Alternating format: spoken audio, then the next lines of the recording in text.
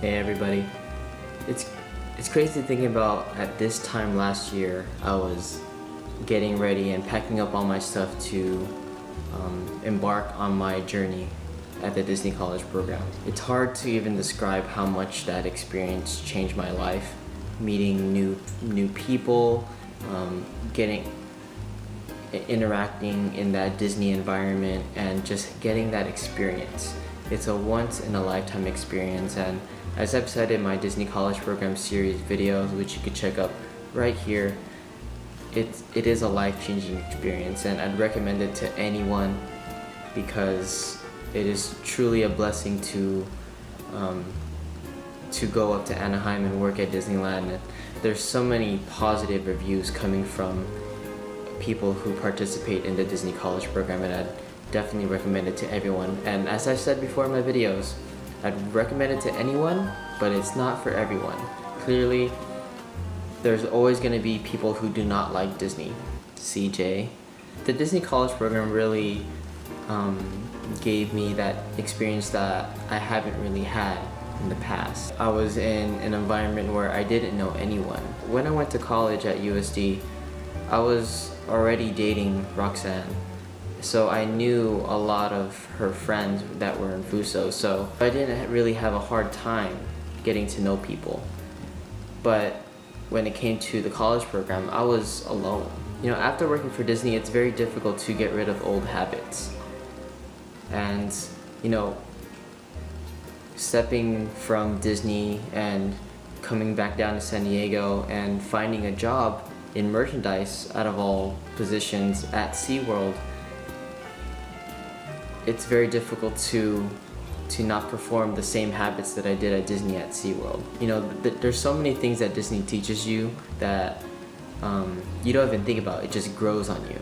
Like, say for the Disney point, I will never, ever, ever point with one finger again unless it's with the number 1.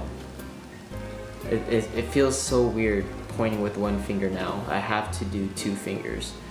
And I think that'll be stuck with me for my whole life, and that's because of the whole tradition that Disney teaches you when you work there. And that's an old habit that I'll never forget to do. I remember my first day at SeaWorld when I was working at the register. I was really nervous for some reason, even though I've worked hundreds of days at the register at Disney.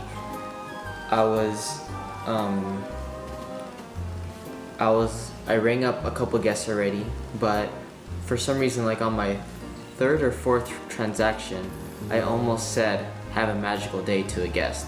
I literally had to stop in the mid-sentence and say, "Have a great day." And I always have to pause or hesitate to myself to figure out what I'm supposed to say, because I've always had that tendency when I worked at Disney to say, "Oh, have a magical day." It just flows. It works at Disney. However, if I were to say that at SeaWorld, they're gonna think I'm crazy, or they're gonna refer to Disneyland if I were to say "have a magical day," because that phrase is just linked to Disney. I'm still having a hard time after working there for a year not to say "have a magical day," and there's no other place on earth where it's appropriate to say "have a magical day," right? And also, after working for Disney, it made me realize how much I enjoy working with kids. And apparently it's really rare with the guys I work with at SeaWorld. Not a lot of them enjoy kids. Some people said that they hate kids, they don't want to have kids, and I'm like, why not, dude? They're so funny. They're so funny. Like every time I see a kid say something weird or funny, I always laugh at their parents, and the parents are like, "Oh God." And it's always that same reaction. And honestly, I feel that my experience working at Disney will really help me build a better relationship with my children when I grow up. I feel that since I enjoy working with kids, it's just giving me that inspiration to be a great dad when I grow up.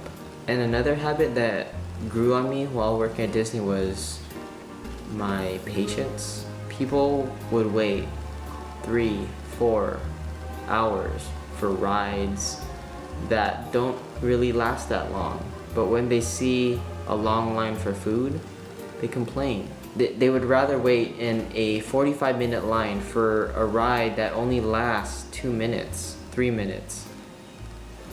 And they don't really complain about that, they accept it. However, when there's a 15-minute wait to buy a corn dog, they're like, oh my god, why is the line so long? You're hungry.